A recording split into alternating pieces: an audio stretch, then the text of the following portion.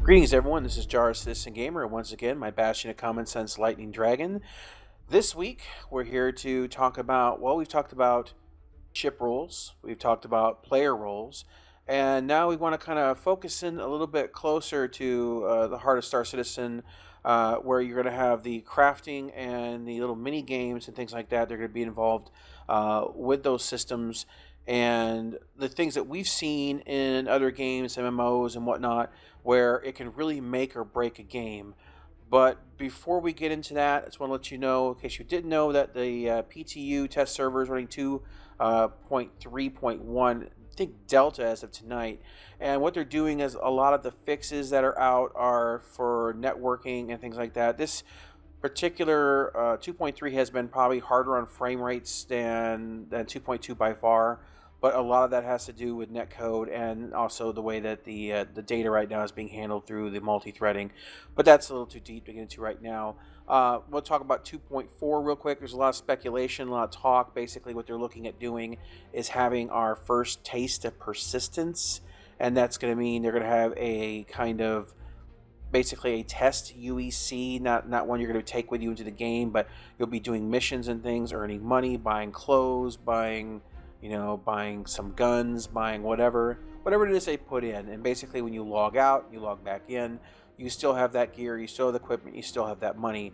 And this first step of persistence is extremely important and really starts moving the game into actually a mechanic that's for MMOs, including buying back things from vendors and things. So we'll see how this goes. I think from what they said in the reverse to verse that 2.4 is the most significant update since the PTU came out. So anyway, let's go ahead and get to the subject here that we're talking about today is crafting and all those other little subsystem kind of games that they have, in MMOs that can really make or break a game. Sometimes it would be better if they just left them out as opposed to putting in a crappy one. Your thoughts, Lightning?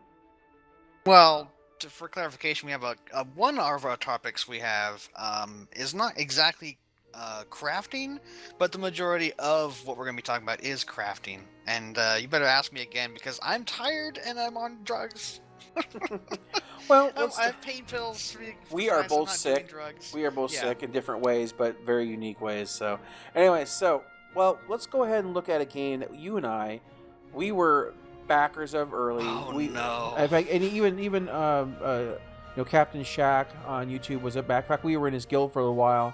The thing is that basically it's called Arcade. It was supposed to be the throwback to something like Star Wars Galaxies, basically where you had the kind of depth and open world sandboxy kind of game, and they completely and totally screwed it in a lot of ways. Crafting was probably the worst of it. It was a buffet of bad. So it's really hard to say what was the worst of it, but let's say crafting in that game absolutely ruined it.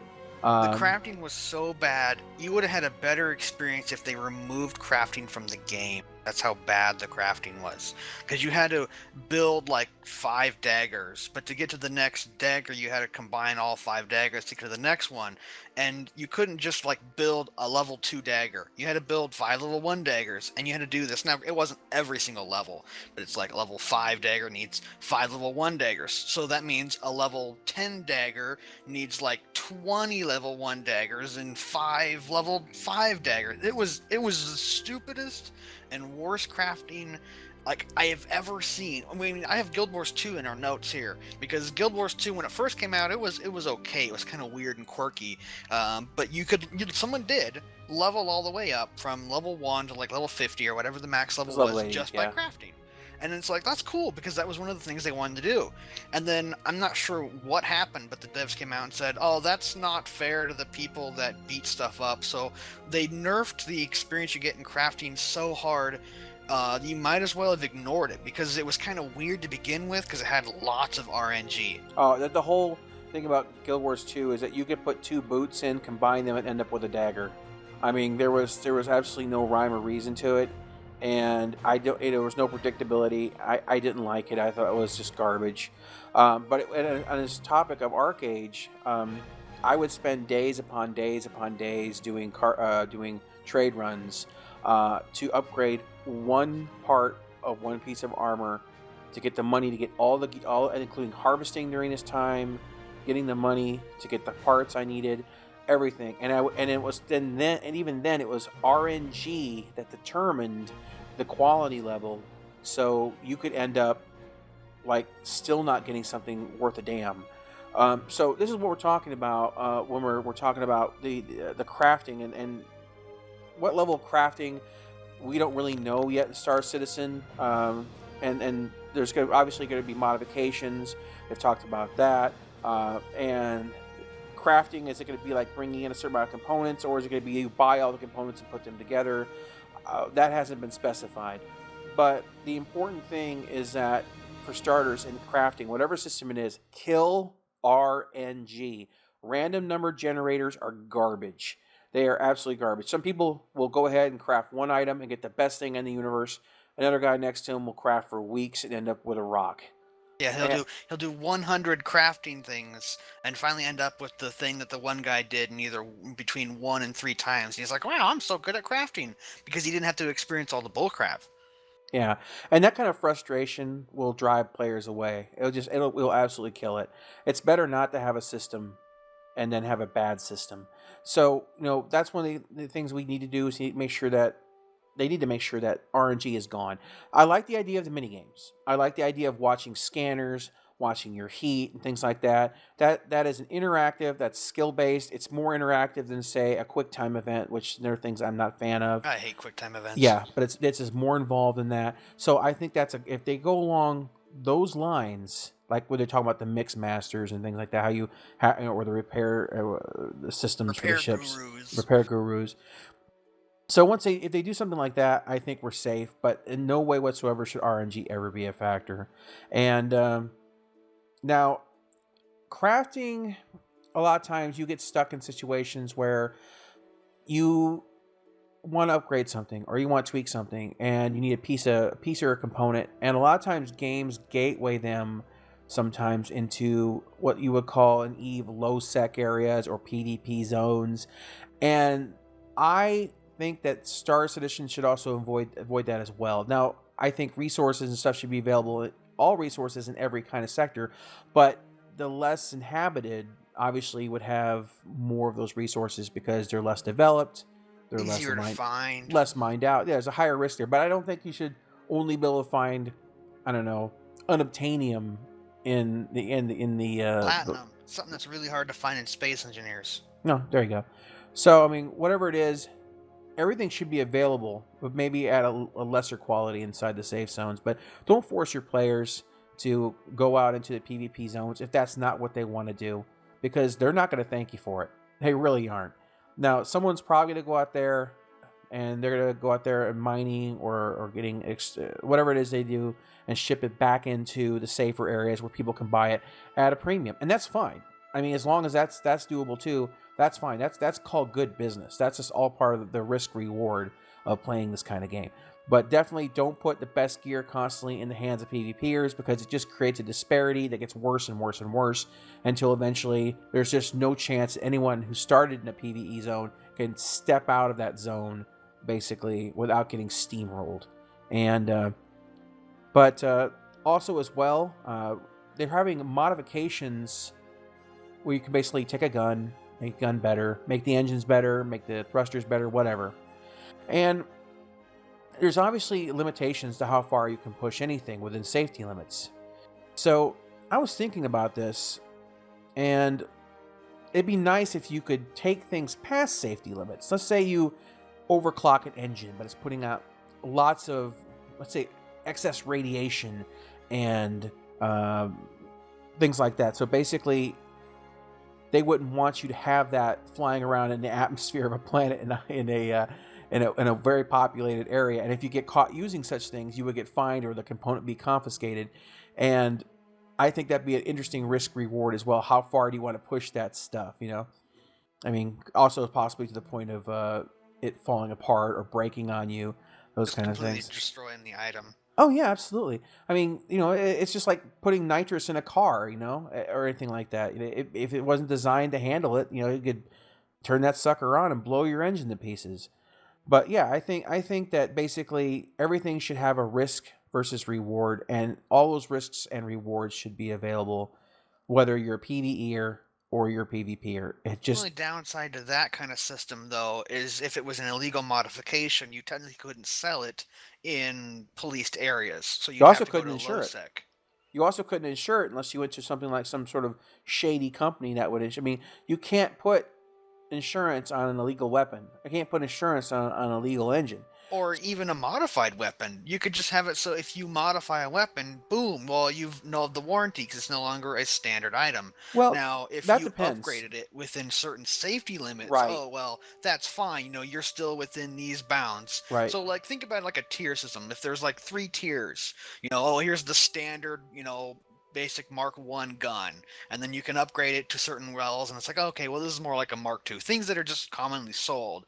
And then you'd have like Mark 3 be like the perfect, like everything is just within tolerance levels, and then you'd have like a military weapon which players can't get, and it would be, it's built tougher, it's got higher specs, and that's where you'd have the took that Mark 3 gun and you're like, you know what, if I change out this part here, I can get like 20% more power here, and that'll lower its cooldown so it'll actually fire faster, but it's been illegally modified, so technically it can't be insured because you avoided the warranty on that item.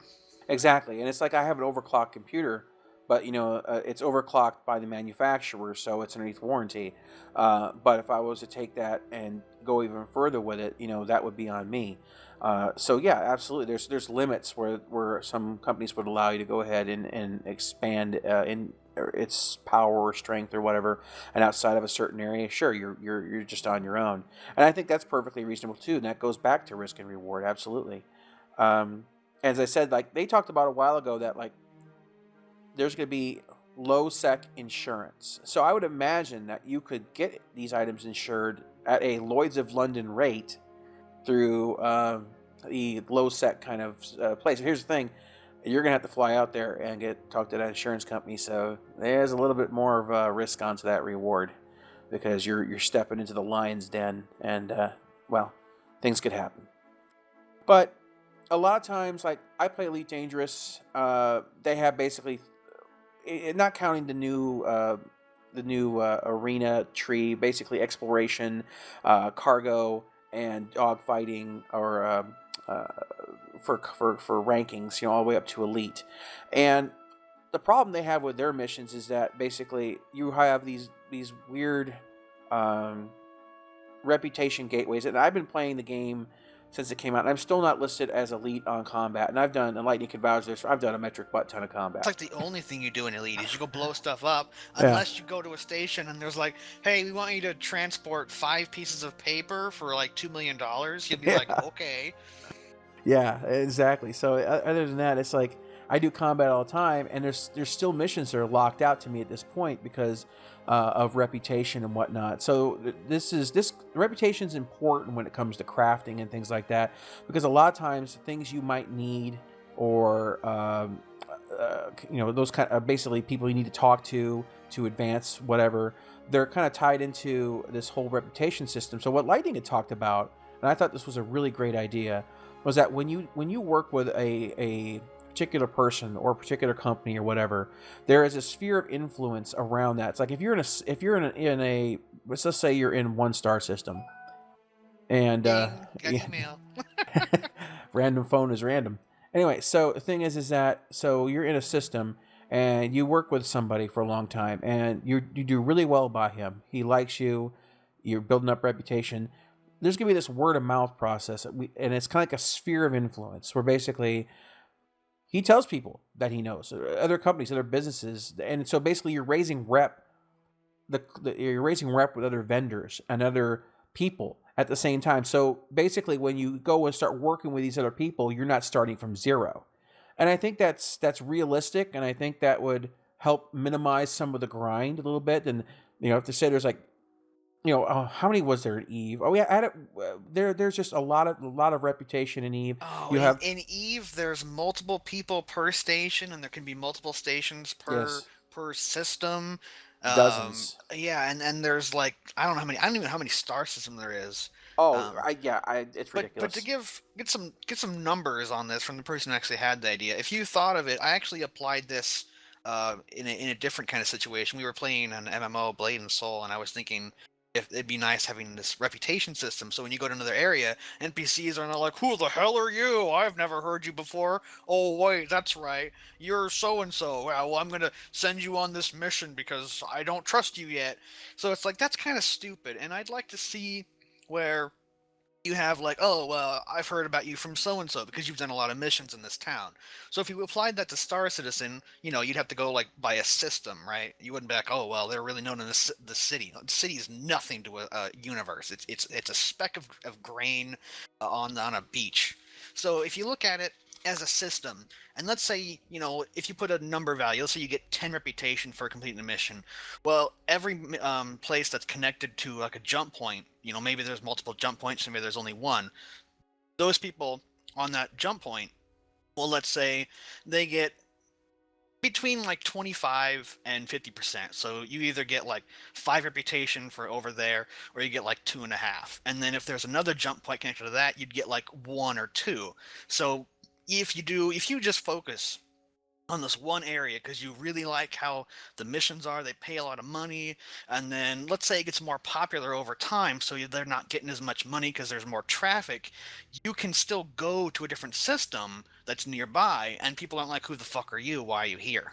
And I Now, thought that'd be a nice way of doing things. and on the other side of that coin, if you fail, if you do poorly, word of mouth, you start dropping your reputation. Or if you're a known pirate. There you go.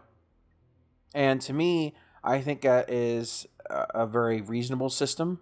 I think that's something that because and I'm probably playing in the background video here, Blade and Soul, just because it was a free game. It's put up by NCSoft, and once again, I'm putting out different background videos on these because there's really not too much new to show in Star Citizen at the moment. Exactly. So I mean, I'm just showing you something different because why not? So anyway, the thing is that yeah, the sphere of influence. I think that is, and the sphere could be different. Like if you're just dealing with a Joe Schmo in his repair shop, obviously he's not going to have a large sphere of influence. But if you're dealing with the vice president of projects for MISC and you deliver parts for them, okay, that's going to have a bigger sphere of influence. So it's a little bit like who and Yeah, who you're working that'd with be an and interesting way to change it up a bit. So, yeah. if you're doing missions that are a little bit shady, maybe you don't get as much negative Exactly, that's the point. reputation because the You're guy's working very with back alley. discreet. You're working with back alley Jim. You're not going to have quite the effect that you're going to have But if you're working. doing raids on heavy cargo transport, so they're going to know about that. Mm-hmm. Absolutely. So I mean, yeah, that's why I think that the spheres of influence should be depending upon the actual influence that the person has. Um, and lastly, we talked. I was talking about how that in arcades it was a horrible money sink to craft one item, and money sinks in and of themselves in MMOs are fine. In fact, they're healthy. If anyone here has ever played WoW or whatnot, you know that after so many years, an item that when you started playing that cost a few copper will end up costing several gold or worse because inflation. Inflation always comes in, so you need money sinks, and that of course there's a lot of that already built into this game. Basically, you have the insurance on the ships, cargo, fuel. It's the payment to your NPC employees, and standard maintenance on your ships, or repairing parts. They've already said some are going to wear out permanently. So these are kind of the great money sinks I think will keep things in check. Not to mention the fact there's going to be 9 times the amount of NPCs running around as players. So the players at most are going to be affecting 1/10 of the economy. But yeah, I mean, basically, I know we kind of expanded the subject a little bit, but overall, the idea here is that basic summary: RNG should be avoided at all costs when it comes to crafting or any system like that. It's a bad system.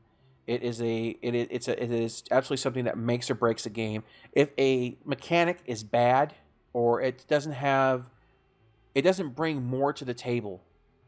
It doesn't bring something consistently good to the table. It needs to go. There's nothing more obnoxious than having a system you have to use that's frustrating to play. It's better for it not to exist.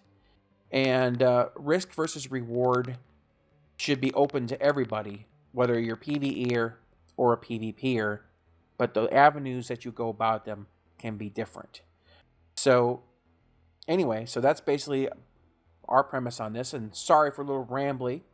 We are both ill as hell, but we didn't want to go ahead and miss the BlastCast because he's on drugs and Mostly just painkillers. yeah, well, that's drugs. So you're a druggie. Just admit it. Ibuprofen. You got the good ibuprofens. Oh, And I could take those, yes, but I'm still not sure if I want to. go for it. Go for it. If you do that, I'm going to record that and make a second BlastCast. This is called Lightning Dragon Unchained. This is just us rambling now. Okay, so yes, it's final statements here.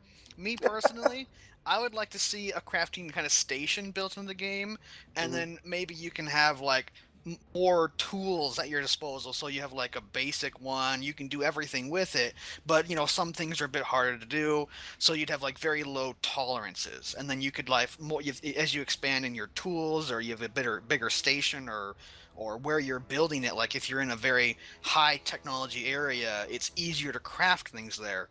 That'd be what I'd like to see, because I may not be super good at like Twitch based stuff, but I'm not horrible at it. So if I really want to get into crafting, I'd like to see something that, over time, as you craft, you get better at it. Because I'm a big fan of RPGs. And that's the thing, Star Citizen's not really going to be an RPG. We're not going to have levels, we're not going to have hit points, not really. So it's not a traditional RPG. So having no something... tab targeting. Yeah, no tab targeting. Not really, unless you set up tab as your target thing, but that's a completely different thing. So something that can raise your ability to craft something, even if you look at the weapons, like your weapons have a higher tracking speed, or your computer can track multiple targets, things that you can make to make the game easier. And I'd like to see that applied to crafting as well, with like a high tier, medium tier, and low tier crafting station. I know I like to do things in threes, but I don't know, 3 seems like a nice round number. Yeah, I mean, well, it's something to start with anyway. So anyway, guys, leave your comments down below. How do you want to see crafting come out for Star Citizen? How do you want to see them implement these systems? Does RNG bother you as much as it bothers us? Do you want to see... do you think that a system that is not fully incorporated or done well should just be pulled out? Let us know down in the comments below. And once again, this is Jarvis and Lightning Dragon here on our little bit longer than last week BlastCast. And we'll catch you next time. Thanks for listening as always, and stay safe out there. Bye-bye, everybody.